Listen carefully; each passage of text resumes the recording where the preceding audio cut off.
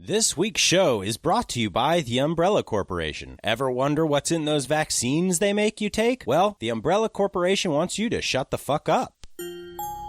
Hello and welcome to Horror Movie Talk. An opinionated and accidentally funny horror movie review show. Go, go, go, go, go, go, go, go, go, go.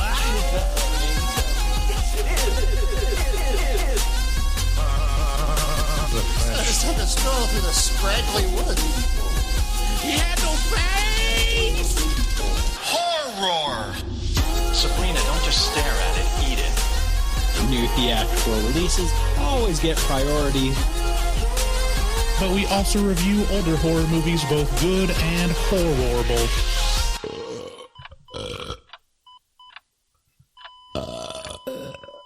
Wow, that didn't sound good.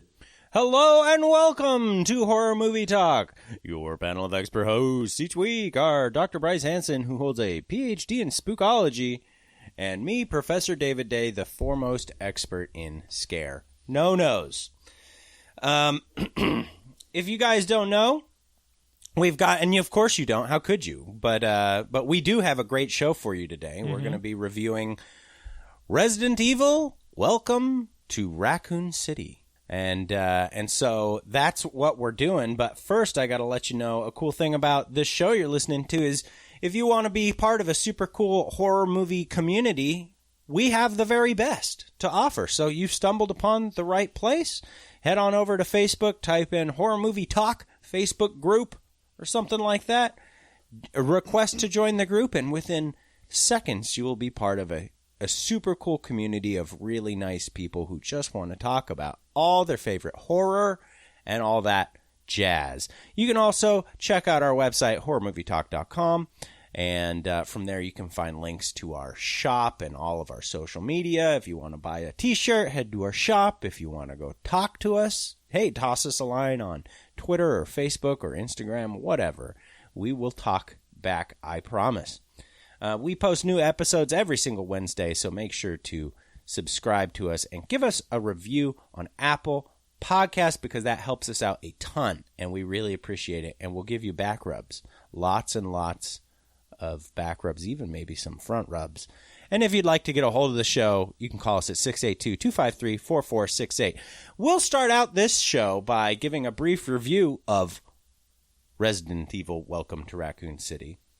And our score for the movie, we score 1 to 10. You know how that works. 5 is totally average. Whoa, whoa, whoa. No, you do. Slow down. Well, I'm sorry. After we give our score, we get into spoilers and take a deeper dive into what we liked and hated about the film. And then at the end of this show, we're going to be doing a very special iteration of the Rotten Tomatoes game. This is going to be the Resident Evil edition of the game. And also, we're going to be taking some of your calls with a little bit we like to call horror movie whores. Again, that number is 682-253-4468.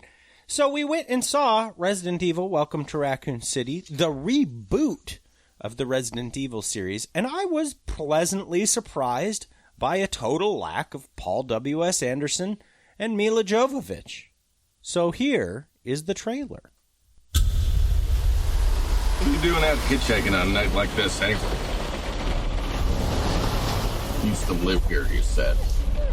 Raccoon City. Better you than me. Watch out!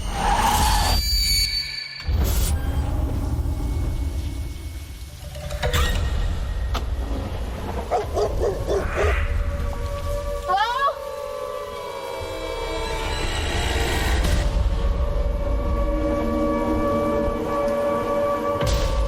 Honey, we need to go now. Lock the gates. Claire, why are you back here? This whole town's been poisoned. If we don't contain this, it could threaten the whole world. Shall we go? Come on.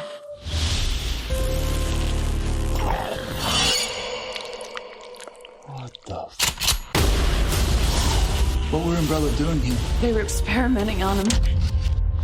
This is my life's work. I'm not giving it to anybody.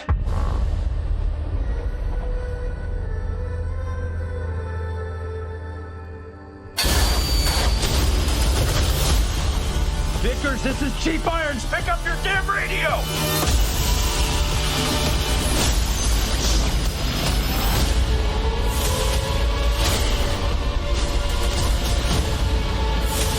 Umbrella is gonna destroy this place.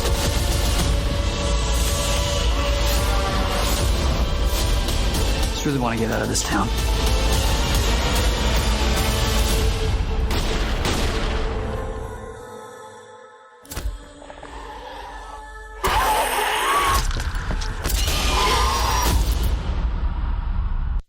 Resident Evil, Welcome to Raccoon City is the story of Raccoon City, a city built by the giant pharmaceutical megacorp, the Umbrella Corp.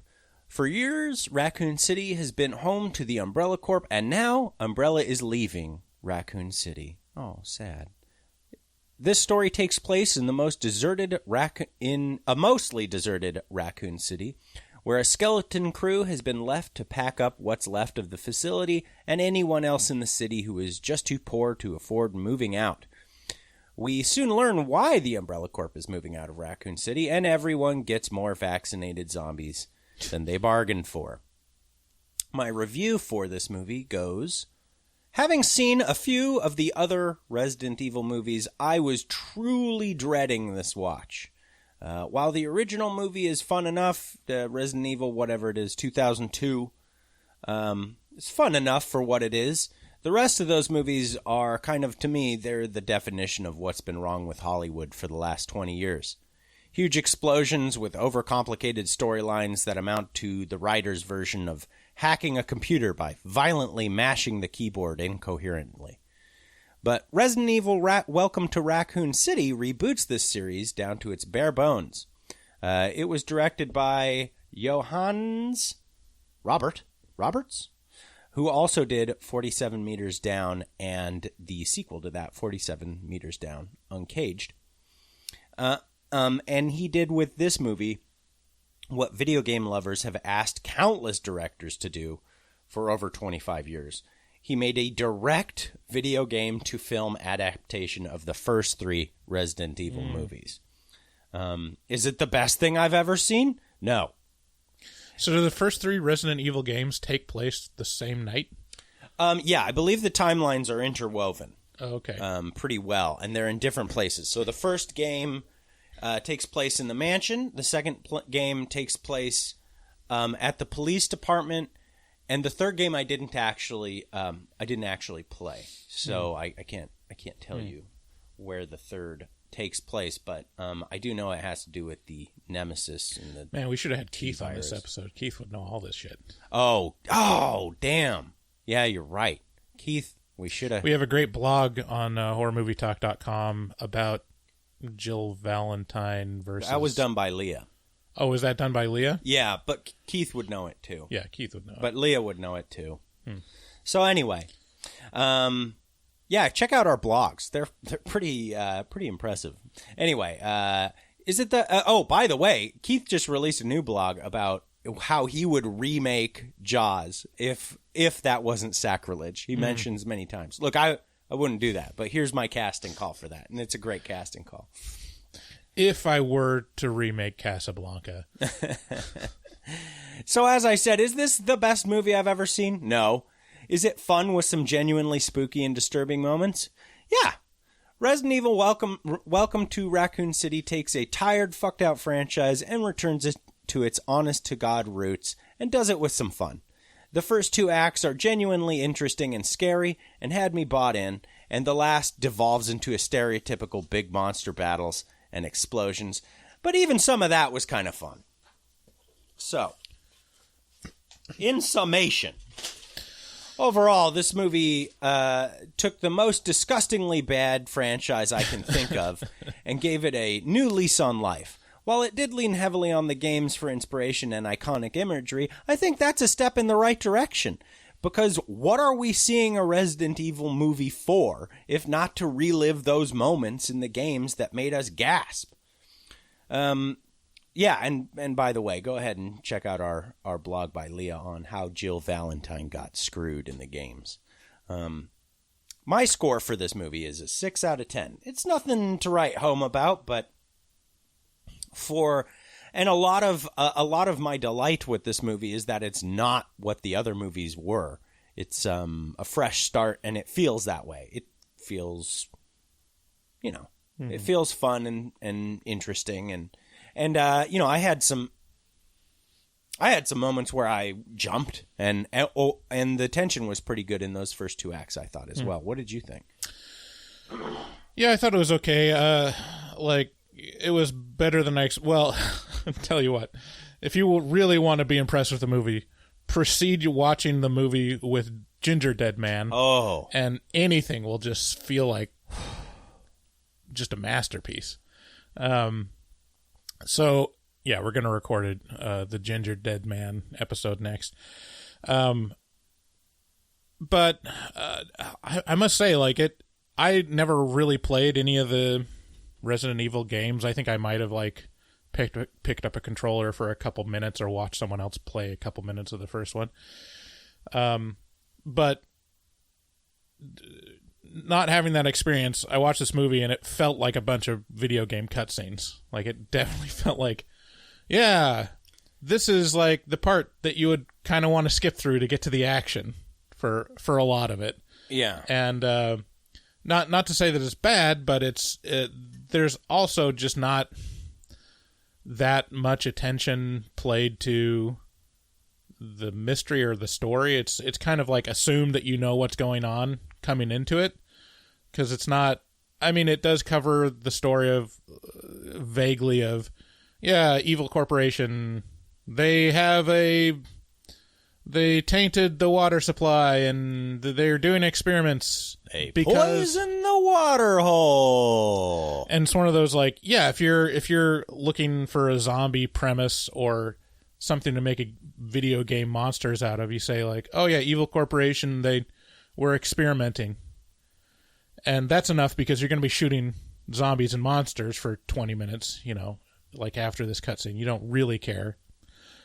In a movie format, it would be kind of nice if it was filled in and had more point to it, because in a movie, I'm left asking okay, so they're experimenting to make weapons. I always ask myself in terms of how useful of a weapon is a zombie? Is this, there's super soldiers. There's making a super soldier, that was the attempt. Overlord does that, right? And it kind of explains yeah, they're experimenting on soldiers to make them super soldiers, right? And then you could say well, that didn't go as planned. But when you just say generally yeah, they're making a weapon by just creating zombies and monsters that are uncontrollable and will eat anything. It's okay, well, you unleash a virus that could completely take over the entire world. Yeah, it's kind of a Pandora's box kind of thing. Yeah. But isn't that all weapons, technically? Yeah. I mean, we're the real monsters. Yeah. If that gets into the wrong hands, it's mutually assured destruction. If there's one thing that the military wants with its weapons, it's imprecision. Right. And chaos. Right. So anyways, that, in that aspect, it the villain of the movie isn't really fleshed out, the actual mystery and what the intention and how it went out of control is not really fleshed out. It's just basically this thing happened and people witnessed it and now they're going to shoot things. Yeah, I can totally see how that would strike you.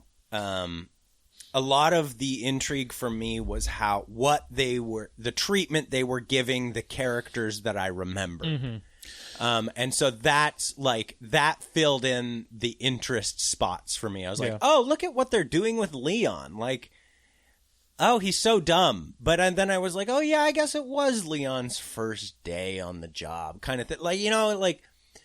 It was just, it was it was a bunch of remember berries, mm-hmm. A bunch of member berries. It was just oh yeah, I remember Resident Evil 1. Yeah, and then the zombie looked at me. The zombie looked at you? Yeah. And then, oh yeah, I remember Resident Evil 2. Yeah, I mean, I could tell that that's kind of what they're going for, was they're making an adaptation of these video games. And it felt more like within the scope of what I saw about Resident Evil. The other older Resident Evil movies, I think I saw the first one. Maybe it was like later Resident Evil games, but it seemed like completely detached from the video games. It felt like it was just like action movie. Milla Jovovich fights monsters. It was your typical bullshit from Paul W.S. Anderson, creator of beloved sci-fi horror movie Event Horizon, and 13 Ghosts. Oh wait, no, he didn't do 13 Ghosts. Did he do Ghost Boat? No, that wasn't him. So Ghost Ship.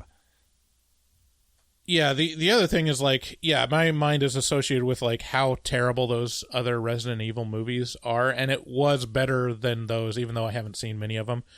I do remember watching a review of the Resident Evil series on Red Letter Media, and I think it was one of the Apocalypse one. Apocalypse, Extinction. Yeah, Apocalypse, where it elicited Jay from Red Letter Media to say, this is borderline experimental and exasperation, because just the the less skillful and like chaotic. Oh, he didn't do Event Horizon. My apologies. The like version of the Matrix. It's like if you took the ideas from the Matrix and like the feel of it. He did do Event Horizon. My apologies. I'm sorry. In our surveys, that's the one thing that comes across is like, guys, just be a little more researched. Yeah. Just the content could be a little better if you just got rid of the blatant. Well, look, I called it right the first time, and then I just second-guessed myself. So if anything, that's just me trying to do my due diligence. True. No, we're doing better. We pledged to do better. So I mean, it was okay. I don't know if it's worth going to see a theater. I think I'm aligned with you. It's about a 6. Yeah, I was pretty bored with some stretches of it. Yeah, the end really does get into Hulk smash territory, where it's just like... I actually kind of like that. I thought the monster at the end was pretty great. I thought the monster before his final form was fabulous. Yeah, fabulous. That. Yeah. Yes, the final form was just... Okay. Right. Stereotypical Hulk smash baloney. But it is like, I mean... Where are you going to go from there? Yeah. Yeah. It's like, yeah. Hey, you guys, if you want some guaranteed good shit, maybe steer clear of Resident Evil Raccoon City or Welcome to Raccoon City and head on over to nightchannels.com. And from there, you can take the Night Channels Challenge, which is just a little thing we like to call surfing the nightchannels.com site, because they have so many fabulous shirts and hoodies with so many fabulous prints of deep cuts of all your favorite horror movies, your favorite music, occult, and even delving into the Satanism. That you're going to find something that you're like, oh, yeah, I need to put that on my body, or I need to see my significant other in one of those. And you know what? It is the Christmas season, so if you enter code HMT at checkout, you can get 13% off your whole order and clothe the house and dip them in holiday merriment. And so head on over to nightchannels.com. They've been sponsors for a long time, and but you know what? Really, mostly their stuff sells itself. So just take a look at it, and I guarantee you're going to find something that you like a whole lot. You're going to like the way you look. I guarantee it. Patent pending. If you're listening to these commercials, you should also know that you don't have to listen to these commercials. For the low price of a cup of coffee, one time a month, you can get access to our Patreon. And if you pay for the $6.66 version, we wipe these commercials off the slate. You don't have to listen to them. And you get access to a whole nother podcast series that we record every single week. called the Afterpods, where we just leave the mics running and talk to each other about, how we're doing. A lot of mental health issues, a lot of, what's your family up to, a lot of talking about shows and movies and all that kind of thing. So it's a lot of fun, and it's, like I said, it's only $6.66 a month. So head on over to patreon.com/horrormovietalk, support us over there, get some feel-good feels for doing that, and also a ton of free content. And if you'd like to rep my brand, then head on over to horrormovietalk.com/shop. And, you can buy our t-shirt, our branded logo t-shirt, or you can get yourself some coasters with Sam from Trick or Treat. You can get some stickers with Ghostface on them that says, "What's your favorite horror movie podcast?" You can get all kinds of cool stuff over there, and all at deep discount prices. That I make sure those discounts are as deep as my pockets will allow me to go. And finally, if you'd like to support our resident artist, Dustin Goebel, well, you'd be absolutely insane not to. He's a professional artist, and he fucks. I mean, how hard would you say Dustin fucks? Like a jackhammer. Like a jackhammer. I would say like diamonds. Like a diamond jackhammer. Like a diamond-studded jackhammer. That's how hard Dustin Goebel fucks. He also takes commissions for artwork from HMT fans.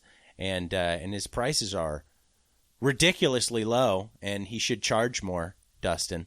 You listening to me? So contact him at dgoebel00. That's at DGOEBEL00 on Instagram, and make your artistic dreams come true. And you know what? Finally, just call us at 682-253-4468 if you'd like to get on the show. We're not just letting anybody on the show anymore. Things are changing around here. Yeah, that was the other thing from the survey. Like, people thought we could probably cut back some of the voicemails. And so we shall. And so you got to bring your A game, is what we're saying. Like, I'd really like... You got to bring the ruckus. I mean, we have a little bit of a whack pack, a little bit of one, but I gotta say, there are some primo spots open in Horror Movie Talk's whack pack lineup. We don't have any Marianne from Brooklyn. We don't have Eric the actor. We don't have the Conqueror. I can't... Who would you say we had out of... If we were to match up to Howard Stern's whack pack, historical and present. I mean, we got Robert the Farter, which is like a no-brainer. I mean, that's like, yeah, that's Mr. like Methane, Ass Napkin Ed, or maybe, kind of like Ass Napkin Ed. I mean, Bugsy's somewhere in there. It's hard to pair them up against each other, because that's the thing with the whack pack, is they're all so unique. It's like High Pitch Eric is not like anybody on earth, and that's why he's High Pitch Eric. Or like Sour Shoes is like sour. Yeah.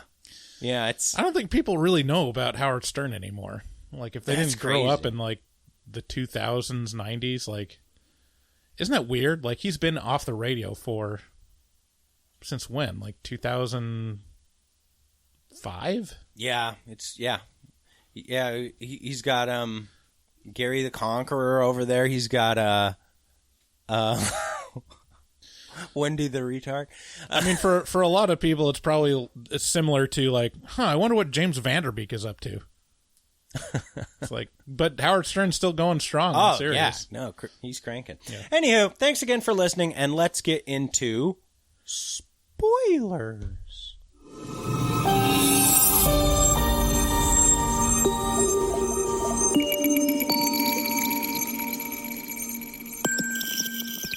Spoilers. Okay, so from here on out, you're just going to be hearing spoilers. So you can't say you weren't warned. I warned you.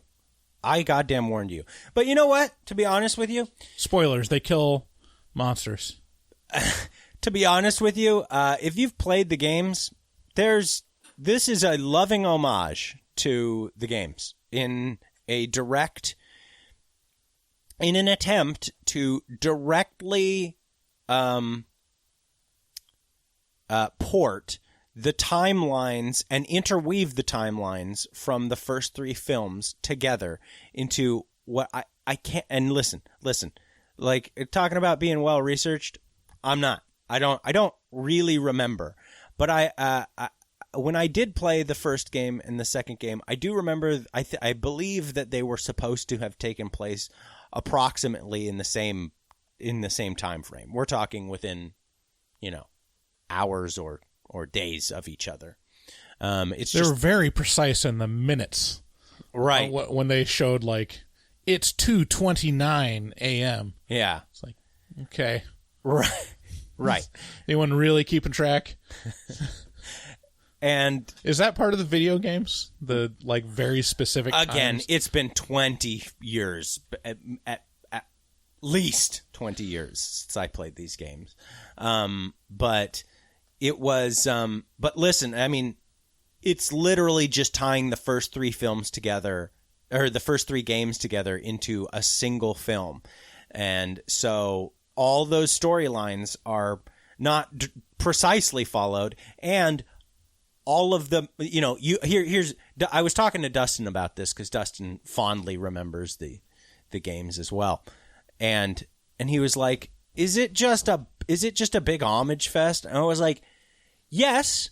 And he was like, "So is it just like? Do they just like cram an absolute assload of like all the? Is there a big gator that comes in? The big spiders from number 2, and like." Is it just all crammed in there? And I was like, you know what? No. And I think that's why I'm not angry about it, is because you get about 2 iconic shots from the first, the second, and the third game.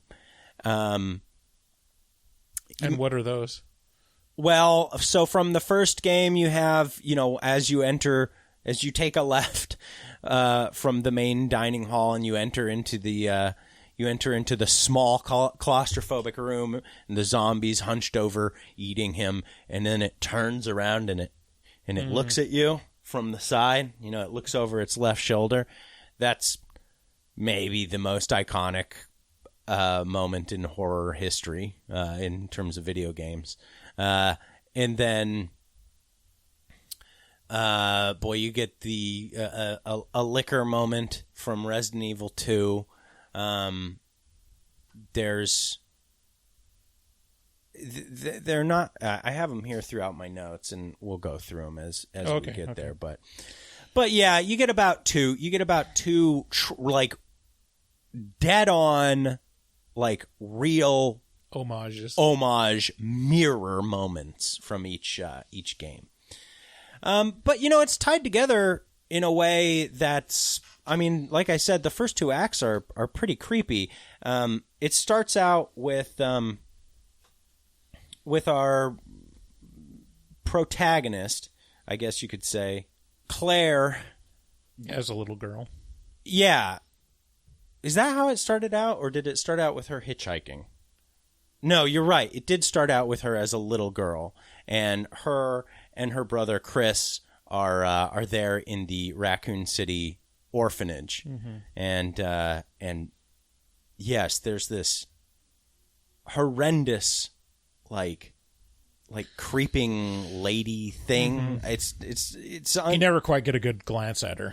No, but later it's revealed that this is a subject of experiments from the Umbrella Corp, and there is a tunnel leading directly from the orphanage to. I mean, let's face it. All of Raccoon City is built as a feeder city, as a housing facility for the Umbrella Corp. Like, this is a. Well, isn't it kind of crazy, dude? Now Google and the big Silicon Valley outfits are doing this thing where they're buying up massive swaths of land around their facilities in an effort to give housing to their employees. Like, they're doing this shit. Well, yeah, I mean, that's not necessarily new. Like, no, in it's certainly Valley, not. It's new. I mean, throughout history, companies, right. Mining companies have done that for eons. And but now it's doing it with this megacorp insinuation, which is, I don't know, that works for me. Yeah. Should all be worried if Google starts getting into pharmaceuticals.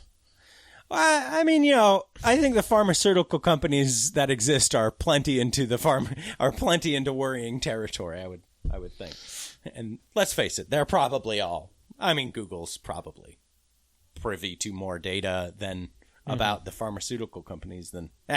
Anyway, crazy ramblings. Unlock the conspiracy theory section of David. So yeah, this little start section where Claire is just kind of being visited by this creepy old lady, that worked really well for me. I thought that was super creepy, and she's wearing like this like skin of like another person this over her, and she's just quietly creeping through this orphanage. Also, we get Bucky, Sergeant Bucky from Band of Brothers. I never can see him as anyone else other than Buck. Yeah, I just go, oh, that's Buck. Yeah, he's in a ton of stuff. What's that actor's name? It's Neil McDonough. Yeah. He's great. He's got these piercing blue eyes. Oh, that like you can just get lost in him. He does a lot of like villain roles and a lot of dad roles, you know. Yeah, he's a villain in Yellowstone in the second season. Yeah. Every time I see him, I'm like, it's Buck. Yeah. It's every time I see him, I'm like, oh, he had shell shock. I hope he's okay now. Yeah. Man, yeah, he's a fabulous actor, and in this he ends up being the nemesis. He ends up being he infects himself as he's dying. He infects himself with the T serum or the G serum, whatever it is. I can't remember which one is the nemesis. Yeah, I didn't quite understand what was in those serums. I thought it was the antidote. That's why he was guarding them so closely, and why the guy wanted it. The antidote to being a pussy.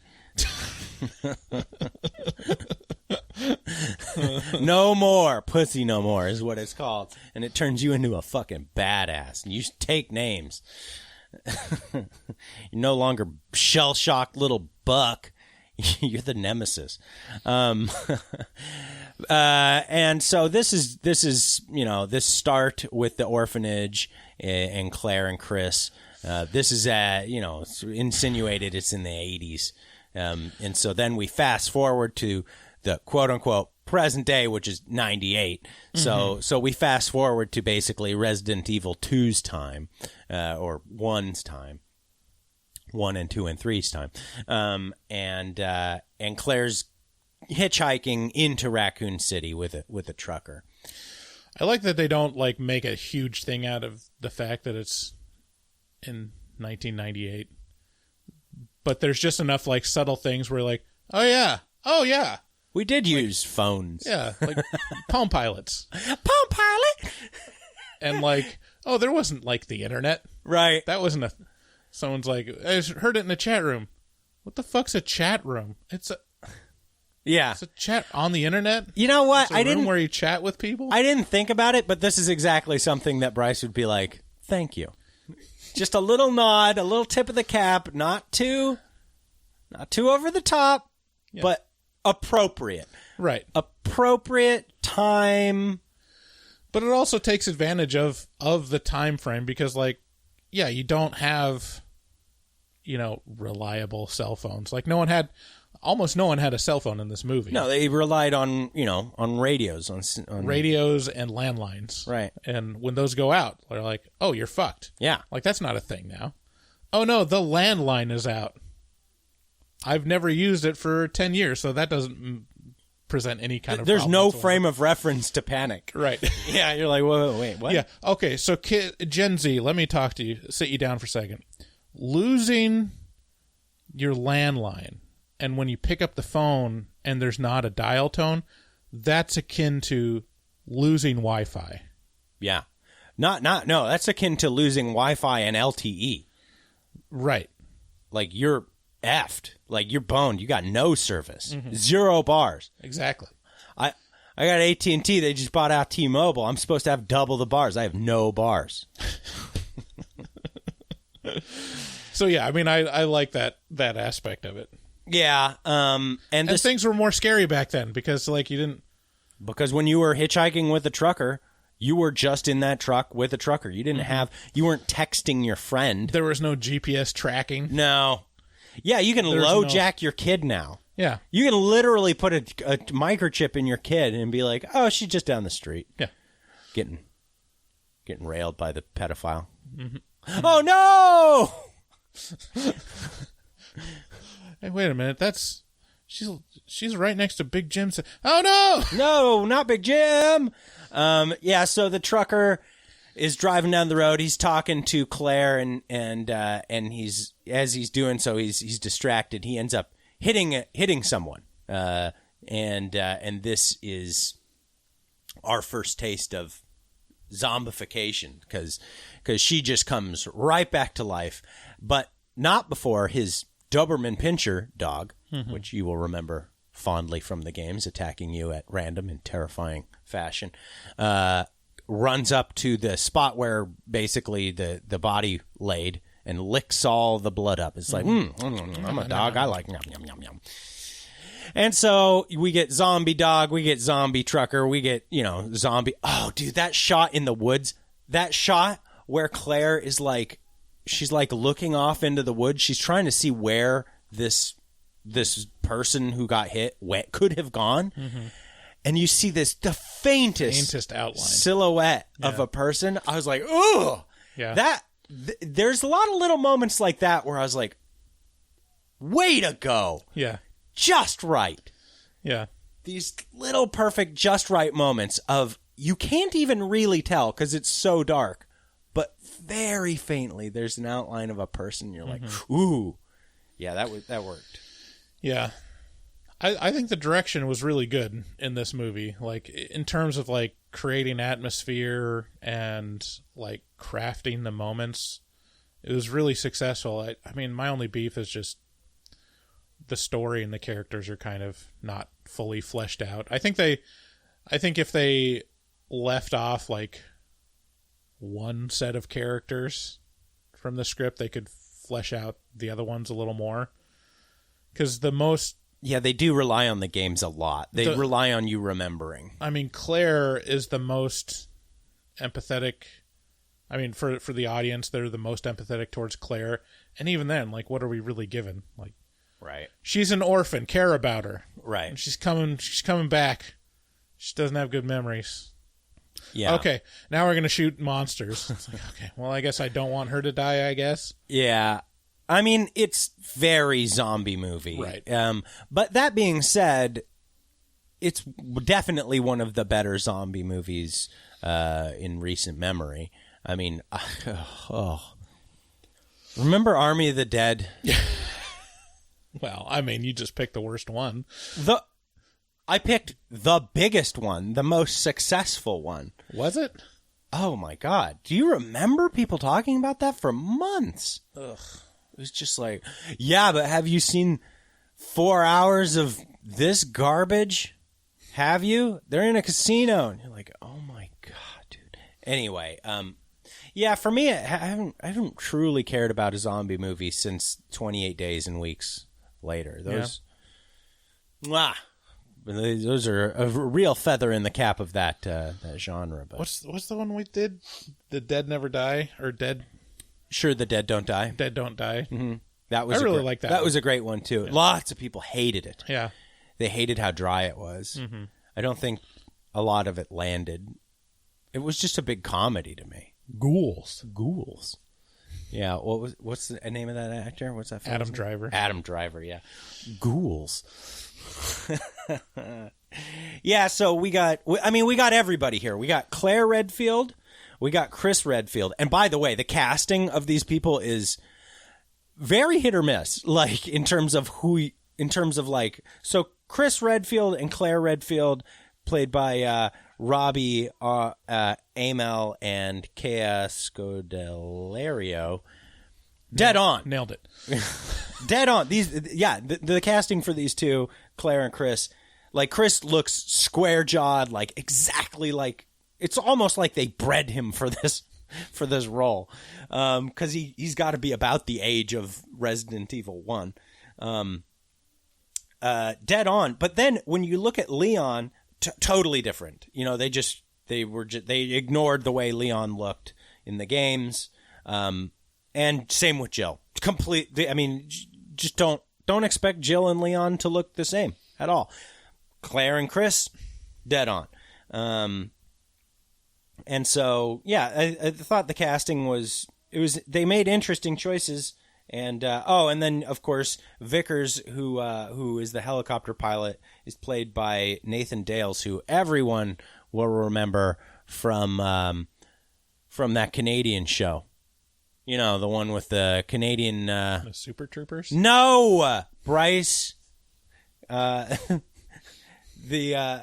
man, let's have a Donnybrook. Oh, I know what you're talking about. The shit. Hang on. I don't know. I'll open it up.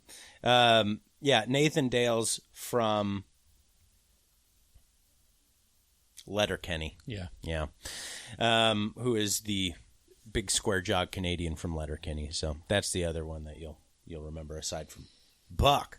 Anywho, so we kind of learn that Umbrella has been basically poisoning the water supply over the course of a very long time. They're poisoning the water hole. And using the orphanage as a place to pull from to run experiments on, pharmaceutical experiments on little kids. I mean, that's how we do it today, too. Is it? I don't know. It may be. It seems like a good idea. It does seem like a good idea. No one loves them. Right. Yet. Well, what's the alternative? Animals? Oh, God. What are we, monsters? Yeah. Ugh. You can't use rats or monkeys. No. They're animals. Right. Use little children that don't have any family. Right. Use Chris. Chris Redfield. Yeah, and so Umbrella's been poisoning the city slowly, and that's why they're leaving. Like they've realized what's about to happen, and they're getting out.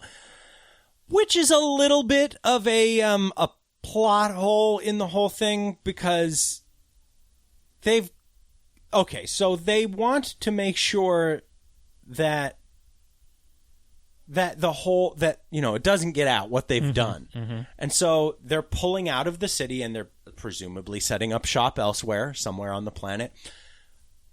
And so their plan is to basically just nuke the city, is to like implode the whole city. Mm-hmm. Well, no one will know. What? That's such an insane premise. I mean, granted, this is, I assume, the premise from the video game, but it's like, you're just gonna kill thousands of people in a big implosion where the earth collapses in on itself, and that's how you're What gonna they mop should this really up? do is have like a town meeting where they try to get everyone in like the gymnasium, and then have like a sinkhole open up. We're bringing sinkholes back into this, are we? The most terrifying natural disaster. It's not the most terrifying natural disaster. Did you get that TikTok I sent you the other day? Yeah. Had a guy just sleeping in his bed, and a sinkhole opened up underneath his house and sucked him in, and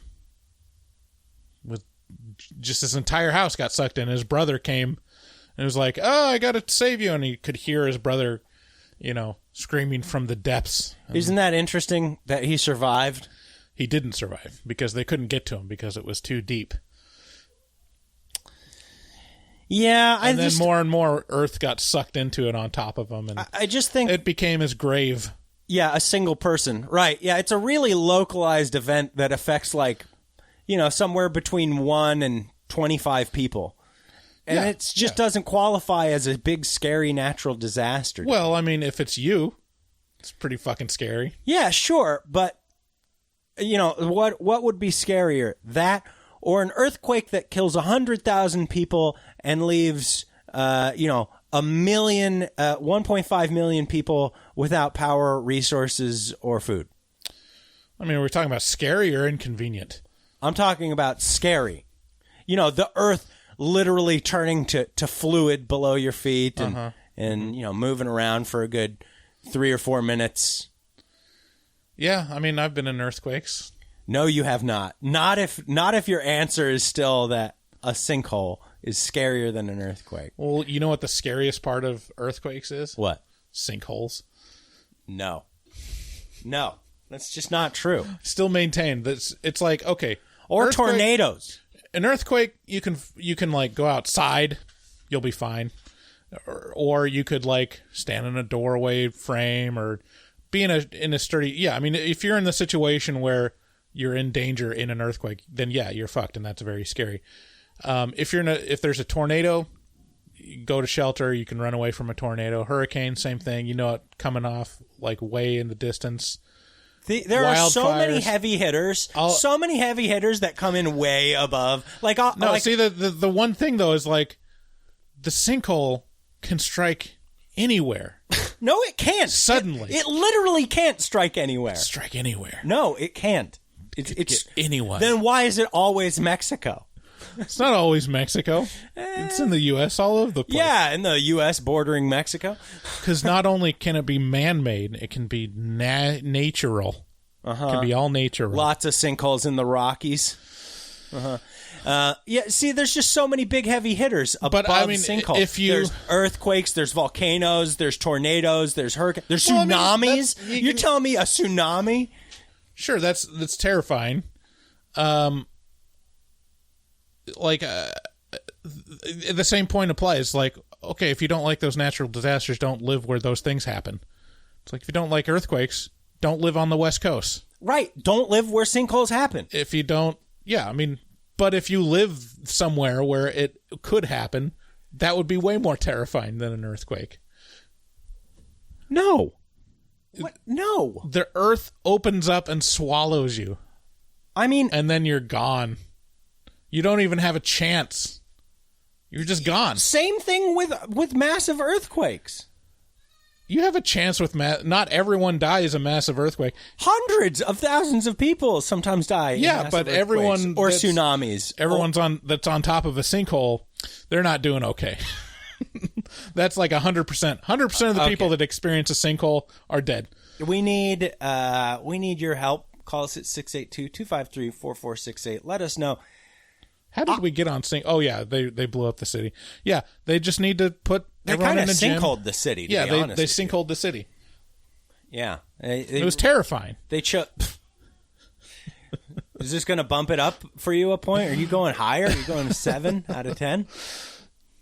No, because they escaped the terror. I mean, that was just a special effect. If they were there when the sinkhole opened up, that Bryce would be only terrifying. accepts real sinkholes, not these stand-in fake sinkholes. Mm-hmm.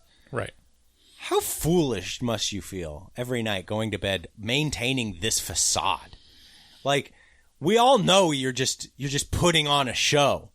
No. You can't. No reasonable, intelligent man, who you clearly are, can maintain that a sinkhole is the scariest natural disaster. I dread sinkholes. The possibility. I don't dread earthquakes. It's like, yeah, they happen. A volcano could erupt. Sure. A giant a comet could come crashing into your house. Comet's pretty close. I will say, like an asteroid coming into your house. That's existential threat. Yeah.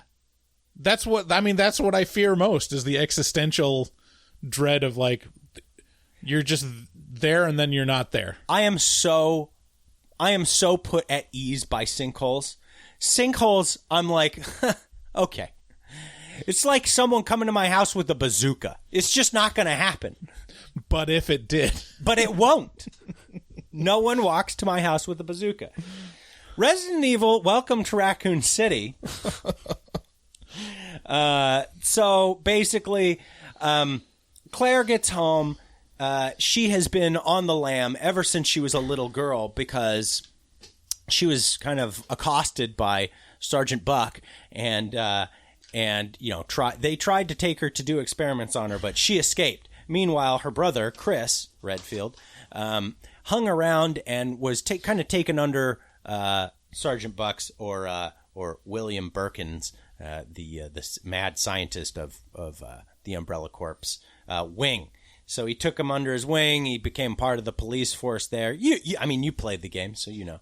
And so Chris Redfield is really, he's like, no, this is a good place. This place paid for my education. They helped me get a job. I'm like, I'm here for. And meanwhile, Claire somehow knows. She knows that bad things are afoot here in Raccoon City. Because some ginger guy sent her a video.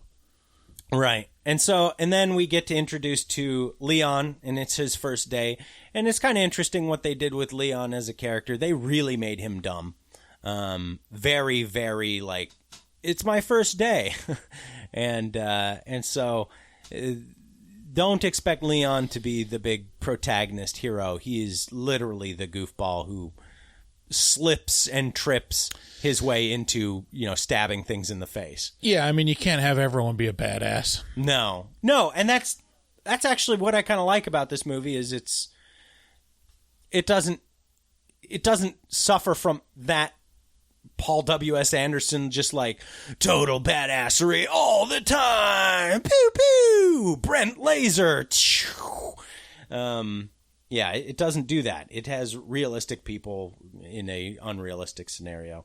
And then Jill Valentine is really our total badass. Her and obviously Chris and Claire. But, I mean, there's not a lot to discuss beyond this. We have two stories interwoven. One that takes place at the police department with Leon and Jill. Another that takes place in the mansion with Claire and Chris. That's my question now that I'm thinking about it. What's the point of Claire being there? She's the harbinger, right? Yeah, but what? Yeah. So she knows something bad is happening and she gets there, and then what's her plan? Shut up. And I know that something bad is happening, so instead of going to the news media, national news media, I'm going to go there and ride a motorcycle. Listen, I cannot understand you. It's crazy. You're a fool. I can't cope with the stupid bitchy. Understand? How dare you, Bryce? The other ones make sense. Like the police, it's like, oh yeah, they don't know what's going on, and they're going to research it or find what the other policemen, where they disappeared to. That makes sense. Claire is just like, I'm Claire. Matt Damon. It's like, okay. You've given Team America the appropriate amount of breathing room, which is like 20 years. Right. Like when that movie came out and every dumb idiot was just saying Matt Damon, I was so done with that movie. But it's been 20 years now and I didn't expect you to say Matt Damon. So bravo. Thank you. So, I mean, at this point, yeah, we interweave, like I said, the police department and the mansion. We get a little bit of the orphanage in there as well. And at the end, William Birkin, played by Neil McDonough, our Buck, Sergeant Buck man, he becomes the nemesis. He there's a standoff. There's a little bit of intrigue with Chief Irons, or no, not Chief Irons, with Albert Wesker, who's trying to grab the T virus and the G virus to sell to a rival company, I would assume, or to give to someone who has hired him to grab these viruses to, for their own purposes. And when he makes a transformation, that's like the best part of the movie. The transformation into the Nemesis is badass. Yeah, because like that's a Lovecraftian, weird. Has like eyeballs on his shoulder for no apparent reason, but it's like, it's cool. More eyeballs. Yes. More eyeballs. And yeah, I mean, while we have him in the set piece of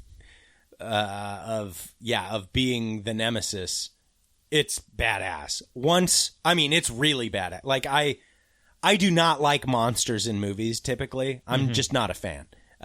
Something about but this one worked real well up until it became CGI. And then, holy moly, did it fall flat. That CGI Nemesis was... Yeah, when it goes... Because the first part, it's half monster, half man. Right. And that's what's having like a man with a mangled like mutant giant arm with eyes and stuff on it, and like having it course through his veins and take over more of his body. That's like really interesting and cool. Yeah. And then once it becomes like just a full monster, it literally just looks like it's bad CGI too. Like, it's not good. Yeah. Well, this is it's 1998, so very true. Monsters back then weren't as scary because you could be like, oh, that's fake. Yeah, you're like, oh, this is 1998 graphics. Although back in 1998, when you showed me those graphics, I was like, oh, like that was the thing about Resident Evil. The first Resident Evil was like they used all these pre-rendered, like basically pictures. Mm-hmm. So it looked much more impressive than graphics. It handled like a Ford F-150. It was like so it was like this beautiful facade over this super clunky interface, which made it all the more horrifying, because if you wanted to get away, and you did, if I remember right, it's like all from like cinematic camera view, right? So like if you walk through a door, all of a sudden like you're facing the camera now, and you have to like, oh no, that's oh no, yeah, you're right, yes, correct. So like when you're trying to protect yourself or be aware of your surroundings, and the camera angle keeps switching on you, like wherever you are in the room, it's very disorienting. Yeah. And then, by the way, throughout this whole movie, there's basically a timer. Like I said, Umbrella Corp is getting out of there, and they're covering their tracks as best they can, which means imploding the town. So at 6 a.m., they got to be out. And they make it out just barely on the strings of their coattails, and the city implodes. I'm actually pretty interested in the continuation of this reboot, and I really hope they keep... who's our boy on this movie? Johannes Roberts. Yeah, I mean, even with its shortcomings, like this is more interesting than the previous Resident Evil movies, without a doubt. Yeah. Even the first one, the 2002 one, really just hinged on the tropes of the time, which was like, I mean, there are some shots from the first one that are directly stolen from like Ghost Ship or Cube, like these very just, one-off set piece, amazing things that happen. And it's just like, okay, dumb. Anyway, I really did enjoy this movie, but the thing is it's not an original piece necessarily. It is just a true homage. So, but it's well done. Anywho, I would say final recommendations. Who should go see this? If you're a fan of the first three movies or the first three games, this did not offend me at all, and it was actually pretty good. And they had plenty of moments, like the zombie off in the dark distance, that were effective on their own. They stood on their own 2 feet, and were scary. Mm-hmm. So, do you have anything to add to that? No, I don't think I'd run out to see it in the theater. I was the only one in the theater last night. Were you? Yeah. The Friday night, 7:00 showing. I was center of the theater, and no one even peeped their head in. And I think it'll be on streaming pretty soon, but especially for fans of the video game, they'll probably love it. Okay, and so next, let's get into the Rotten Tomatoes game.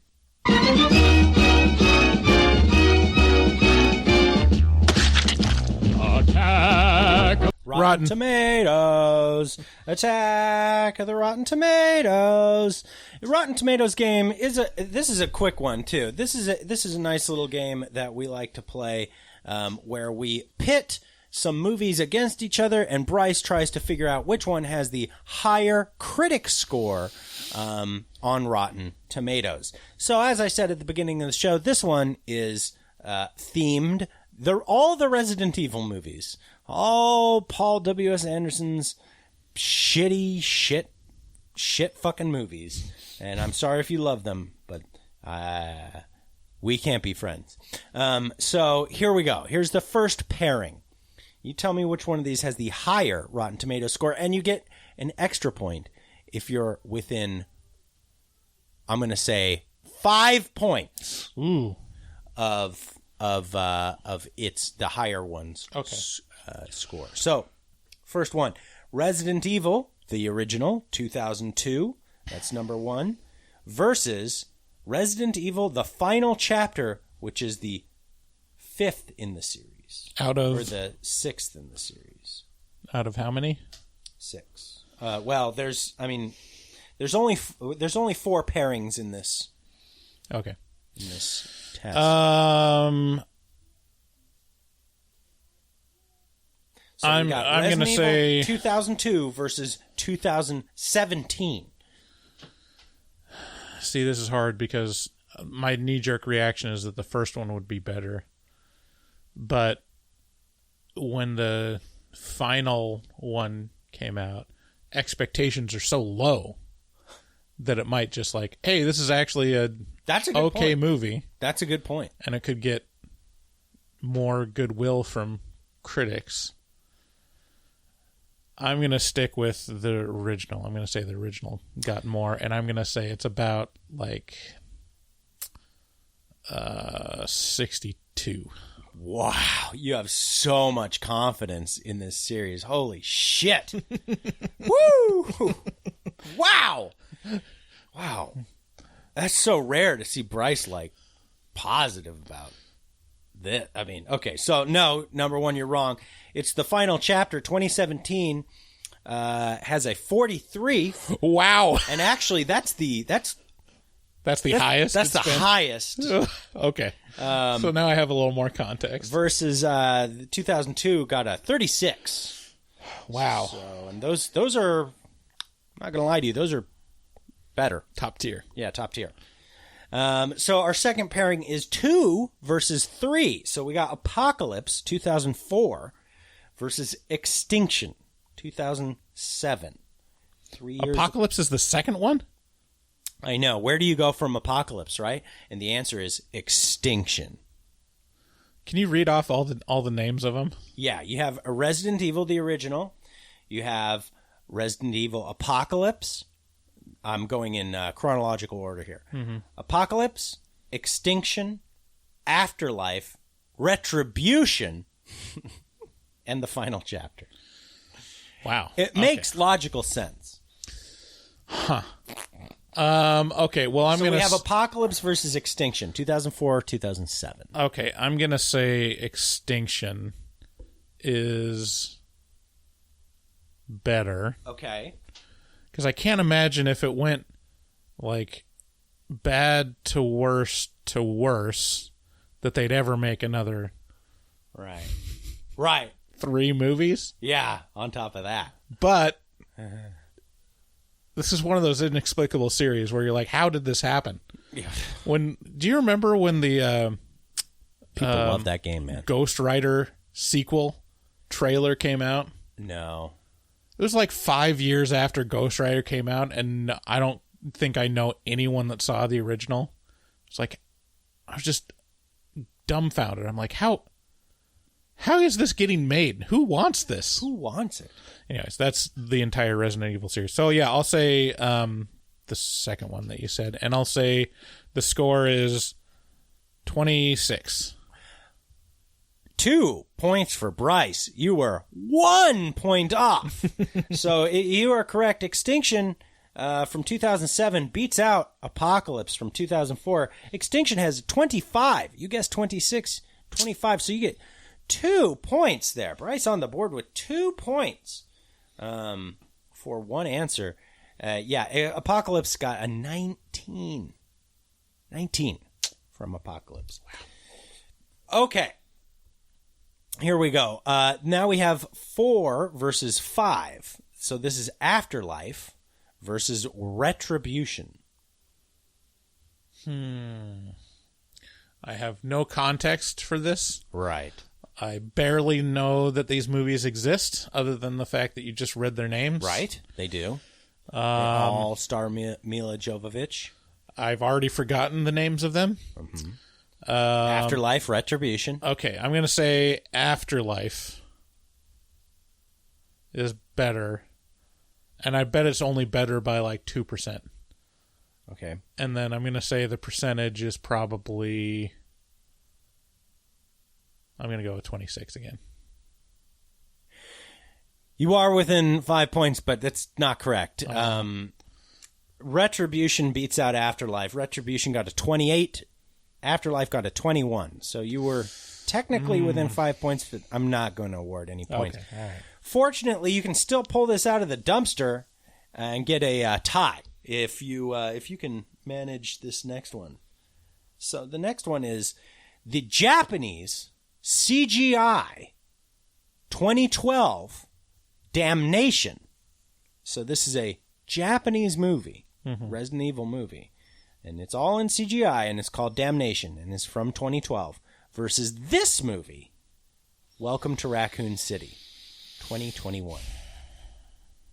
So you said the first and the other one were the highest ones. So of the original series. Of the original. Right? Oh, okay. So now we're on to our final question pits 2 kind of outliers. So Welcome to Raccoon City is the reboot, and the Japanese CGI isn't included in original canon. Canon. I'll say Damnation versus Welcome to Raccoon City. I'm going to say Damnation, just because I feel like Japanese people would put more care into it. You are correct. I don't think it received a theatrical release, but I'm going to level with you, Bryce. No matter what, this is impressive. Damnation got 100%. Wow. I don't think it got a theatrical release. Right. And I think that the people who reviewed it were probably just video game reviewers. So a bunch of weebs. Seeing you sitting there in your pajamas, disheveled, unshowered, being like a bunch of fucking weebs. It kills me. Yes, Bryce, some weebs. Yeah, no, you're absolutely right. I didn't give you an opportunity to guess the... I take offense to that observation.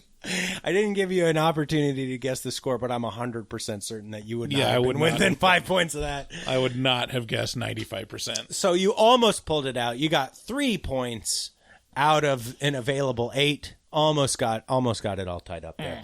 But that's okay, because now we're on to horror movie talk. Whoor.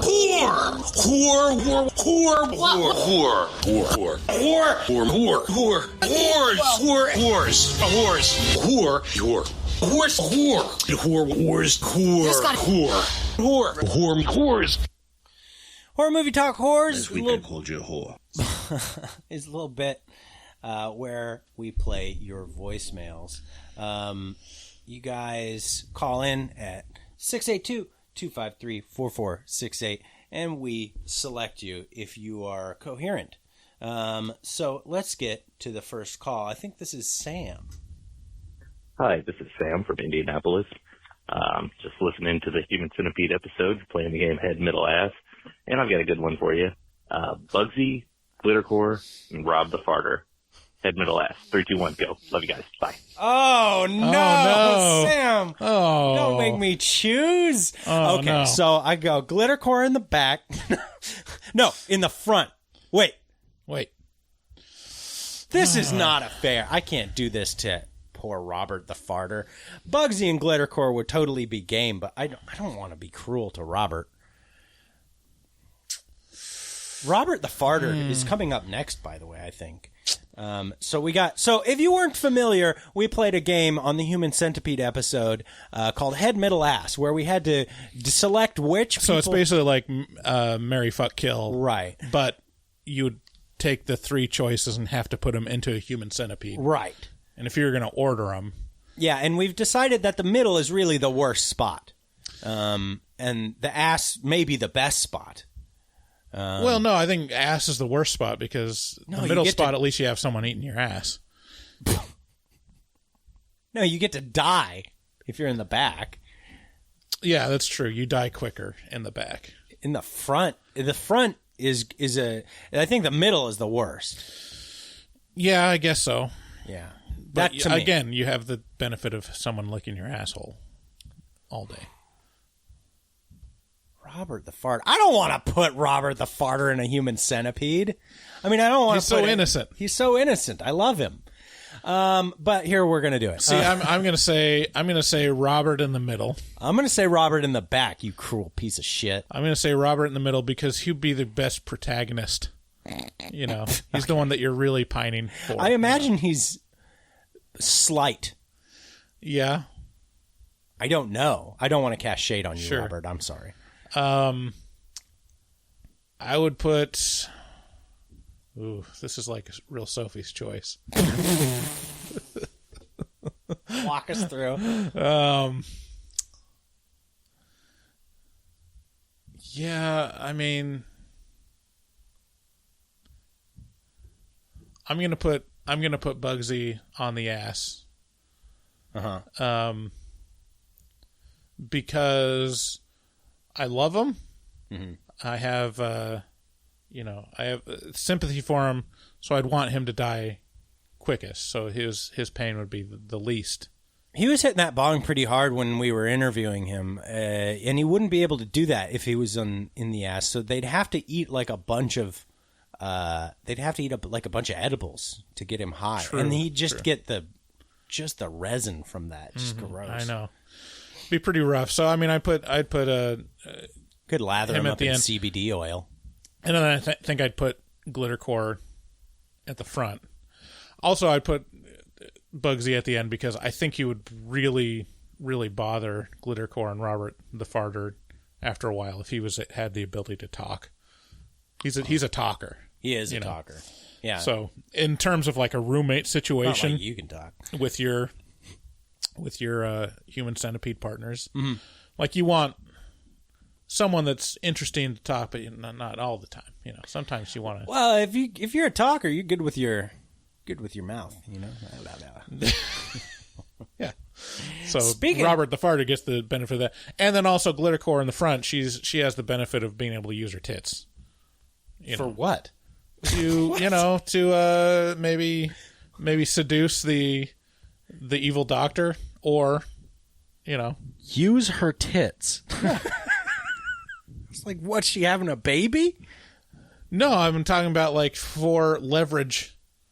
I mean, she could use them anywhere. They're attached to her no matter what. Well, you're talking because if it's like at the back, like it's not the same. They're not as readily available. Just saying. Though I hope you're happy, Sam. If you want someone to be able to talk you out of a situation, that's who you want up front. And I feel like Glittercore has the better chance.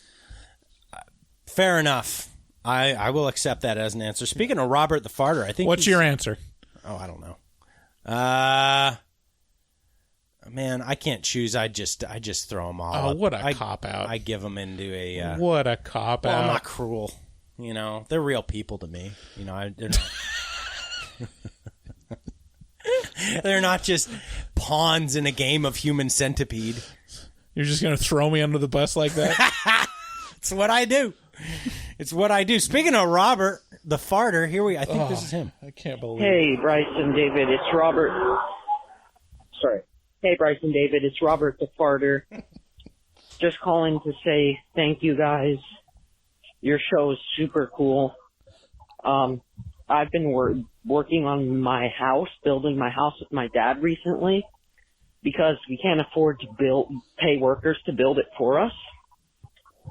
So I've been working for like over 5 hours every day after school. So listening to you guys is a good way to just keep me going. So you guys have reviewed Friday the 13th Part 1 and Part 2, but you haven't reviewed the third one yet, and I would want to hear that one. The third Friday the 13th. I think you guys should review that.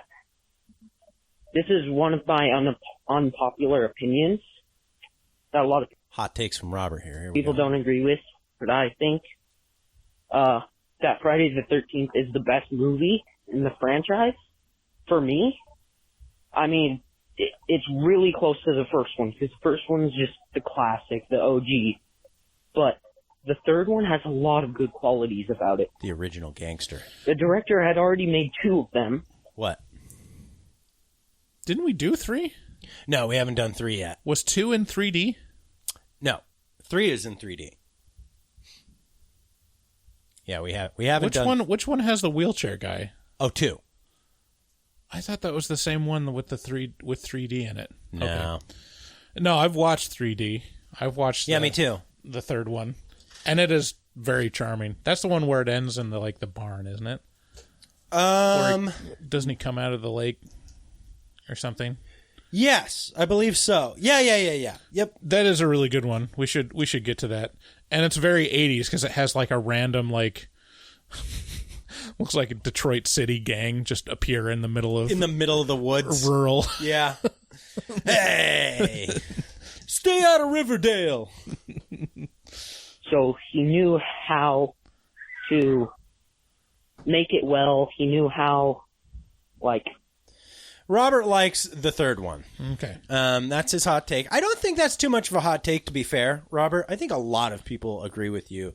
Well, that's the one where Jason gets, the hatchet in the head that gives him the... Yeah, that's the one where crack. Number 1 is where he gets the mask. Yeah. I don't know if that's where he gets the crack in the mask. I think he gets the crack in the mask in the next one, in 4. Does he? I thought that was the end of this one. You may be right. I don't know. Anyways. But yeah, you're definite. 1, 2, and 3 on Friday the 13th are all pretty big bangers. He continues that way for another minute and a half. Here. Did I mention how much Robert the Farter reminds me of that one YouTube channel of the guy? So I'm going to show you how to crush a can with a piece of wood. Yes, that guy. So step 1, you just take a piece of wood. So I'm envisioning while you're helping your dad build the house that it's something like that. I think we did this on another episode. I think we might have. To crush a can. Should play them back to back. Just play the intro of Roberts and then play. Here we go. Hey guys, thanks for coming to YouTube. Today on my page I'm going to show you a new tutorial, brand new, on how to crush an old can of soda with wood. So here's a soda, it's Dr. Pepper can. You need 1 soda can. You need a drill with a battery pack. You gotta put... First thing you gotta do... Okay. So... And it goes on what's the YouTube channel? Oh, yeah. Yeah, for anybody who wants to check that out, this is a fabulous YouTube channel, and it's called Alan Tutorial. Alan Tutorials, that's what it is. It gets dark. I gotta watch all... I somehow caught one of the last ones, and I was like, oh, this is what they're talking about. Right. Alan Tutorial goes from this weird, light and breezy, ridiculousness to... Alan Tutorials, horrendous, you know what? Scary. I just realized, Alan Tutorials is one of my dream ideas for making a movie, which is, what would life be like in the infomercial before demonstrations? When you're are you tired of dull knives, and it shows people just mashing the side of a knife into a loaf of bread, kind of like that Adult Swim commercial, the Benadryl Bear in the Woods thing, right? Where where that doppelganger woman is chasing herself and like right. It's just like the idea of people are so inept that they don't know how to do basic functions like use a knife or, load things into a cupboard. Right. Right. That's what Alan Tutorials is. He's like, I don't know how can you crush a can? I guess you use wood. Use a piece of wood. Wood. Anyways. Yeah, the kind of the commercial that Bryce is describing is it also, you can search on YouTube, unedited footage of a bear. Yeah. Which is dude, if you go on HBO Max, they have all of the infomercials like back to back. There's way more than I thought there was. Oh yeah, there's a ton of them. But like I think my favorite one is of the infomercial types is the Broom Shakalaka. That one's amazing. Yeah, I mean, there's a lot of them, and they're all pretty surreal. Yeah, Too Many Cooks is also legendary.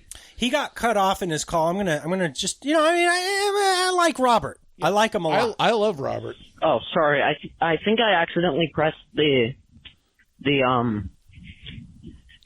hang up button. So sorry if that last one might have cut out. But what I was saying, you didn't press the hang up button. You reached the limit of 3 minutes, so you were cut off. Is Insidious. I like it. It kind of scared me. It's just really well made. I think you guys should review it. Didn't Sorry, we? another car, but no, I guess we did. We did Sinister. So just thank you guys. You guys are awesome. And talk to you later.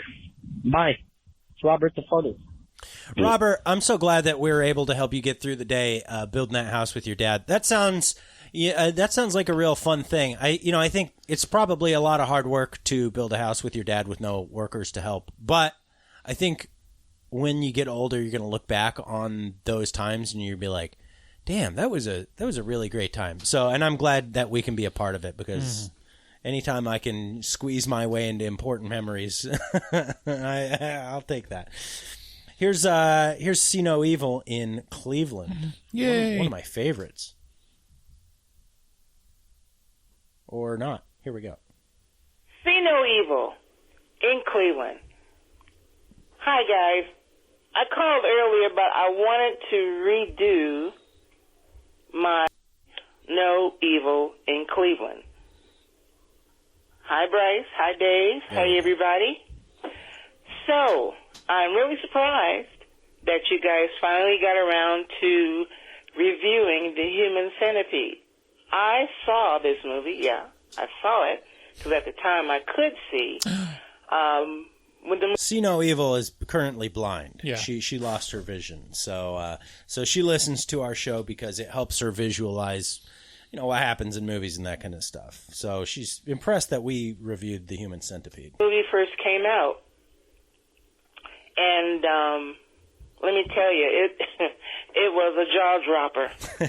Absolute, total, what the F? I mean, I think the whole movie I was just in shock. And everybody around me was in shock, or either they were gagging or vomiting or getting up and running out of the theater. It was the funniest thing, and that's the second time that's happened. The first time that people around me did that was with The Exorcist. It was just wild. I'm so proud of you, Dave, because you said you were really not interested in seeing this movie. And Bryce, I'm glad you liked it. I don't think it's the best horror movie, but I do think it's disgusting and vulgar and one of the darkest comedies I've ever seen. So I will say it was quite a shit show. Mm-hmm. No pun intended. Yeah, I mean, I stand by my 10 out of 10 ranking. Well, and if you disagree with me, you can bite my boot. Bite my boot. I don't agree with it, but I get it. Mm-hmm. The Human Centipede, and by the way, for those of you listening, I think yesterday as this has been released, you will have access to our commentary track to accompany your viewing of the Human Centipede. Mm-hmm. So that will have come out yesterday, and you can listen to us do commentary on top of as you watch the Human Centipede. Yeah, the patrons got the first run of it and got some positive feedback. I think there's a couple people that actually listened to the commentary while watching it and had a good time. And we had at least one person ask if we do more, so that might be something. We'll see what the feedback is from you, the wider listeners. Yeah, I gotta say, it's kind of got me wanting to go deeper into like the depravity hole of like, yeah, it was pretty tame. Like Human Centipede was, it was. Yeah, it was a gross idea, but it wasn't. I was thinking of Puppet Masters, The Littlest Reich, the baby scene, pretty fucking intense. Yeah, like that's was more disturbing than anything in the Human Centipede, other than just the concept, Right, the concept of the human. Well, the character was pretty disturbing, in and of himself. Yeah. Anywho, thanks, See No Evil. Yeah, thanks, See No Evil. We appreciate you. Hey, this is Robert the Farter again. Sorry. So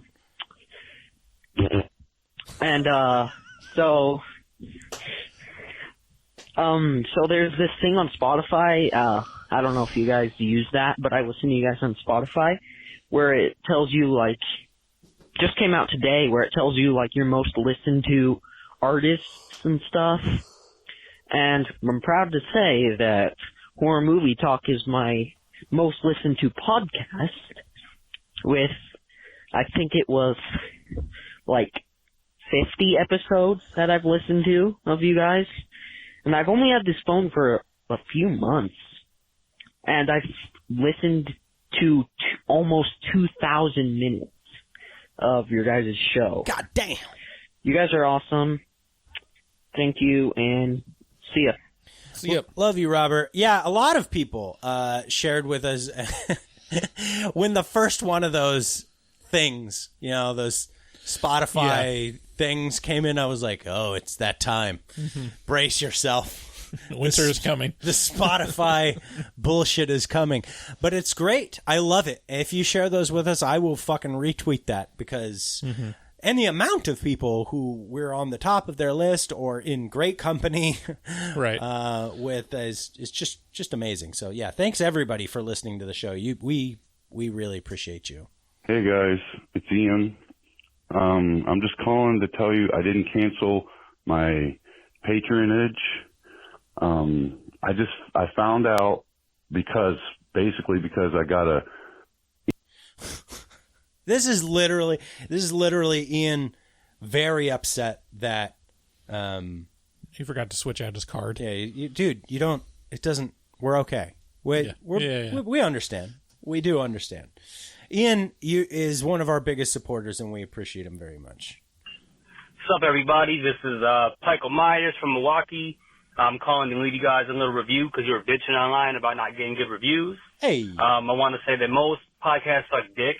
And you guys have found a way to make yours sound not only professional, but keep my attention. I always come back to it, even when I give up on it after a while and I'm sick of it.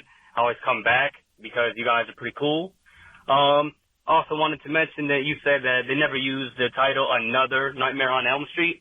That was actually the tentative title for a screenplay I wrote until I changed it to a Mass Effect on Elm Street. I'm sorry, Mass Hysteria on Elm Street. Oh, okay. I know I fucked up because, leaving voice notes is hard for my generation. All right. Bye, fuckers. Michael Myers. This is a new caller. I like this guy. Sounds a lot like Rojo. It ain't. It ain't the number. Huh. And it's a Chicago number. It's 262.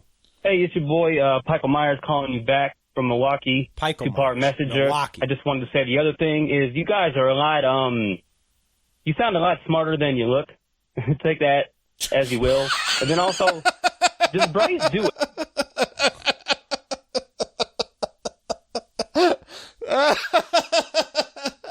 I've never received that compliment. I'm not sure that's a compliment. You look fucking dumb. Hey, buddy, what do you look like? Fuck you. Hey. I thought you were real smart until I saw your fucking face. Stupid face. Look, none of that is the irony is none of that is wasted on us. That's why we do a podcast. Right. We have a couple $1,000s worth of video gear here. It's just sitting around that we don't use. I would assume there's some sort of subliminal thing going on there. So get back to Michael. Everything on the podcast, I notice he hosts all the games. He does all the preambles. Does David just show up? I don't know. These are just thoughts. Bye. Dude, you need to pay more attention. Yeah, that's not fair in the least. It's literally divided in half. Yeah, the division of labor is, well, I'm very happy with it. Yeah. I mean, and that's not... I mean, especially for the production of the episodes, it's literally like... Yeah, he does an episode and then I do an episode. And when that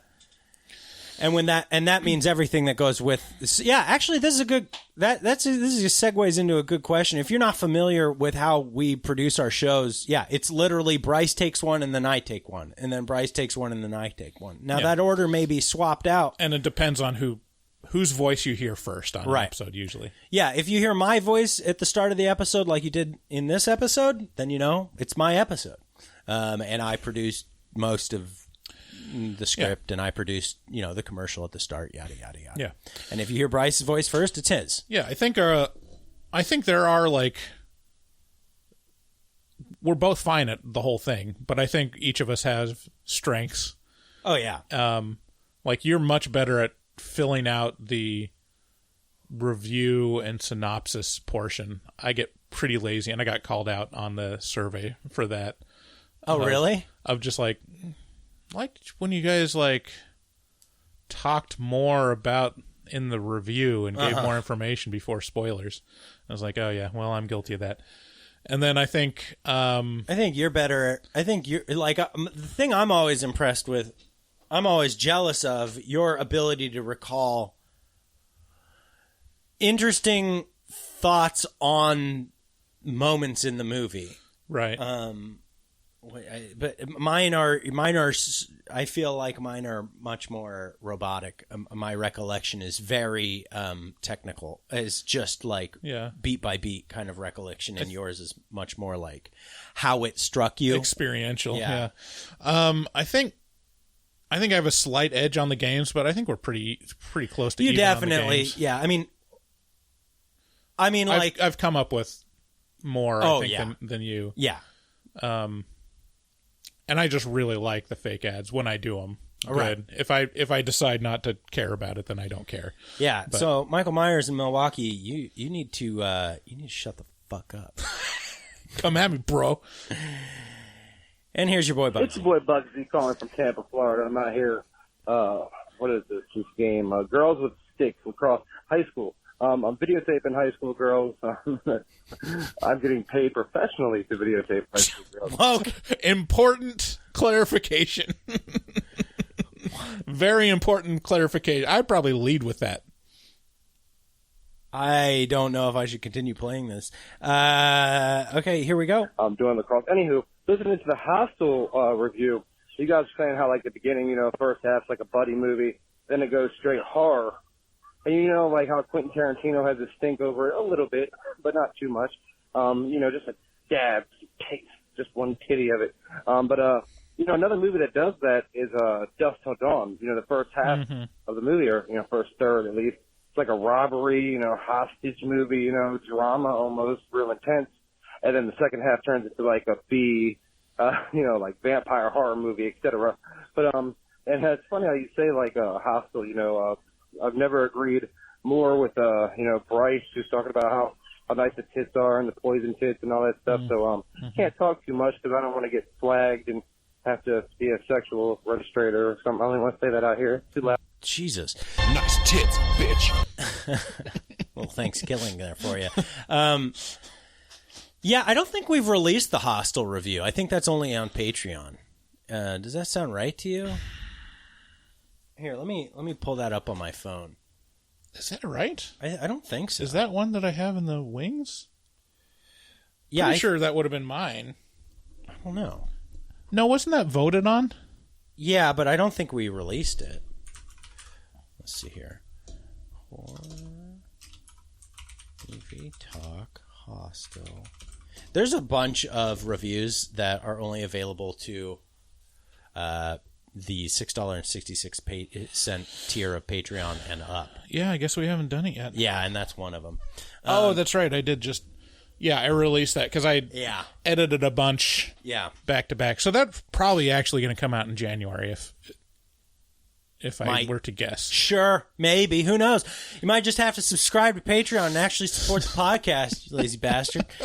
Anyway, thank you guys for supporting the show, for listening to the show, for sharing the show, for calling into the show. We love you very much. Even if you think we look ugly, we know how we look. You don't have to call us and tell us mean things because we're very sensitive people. Because we're ugly. Stupid. So if you want to support us, head on over to patreon.com/Horror Movie Talk. Head on over to our website. Buy shit from our shop.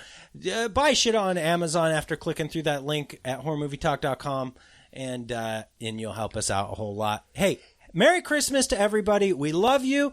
Tune in next week for our review of The Ginger Dead Man. Bye. Bye.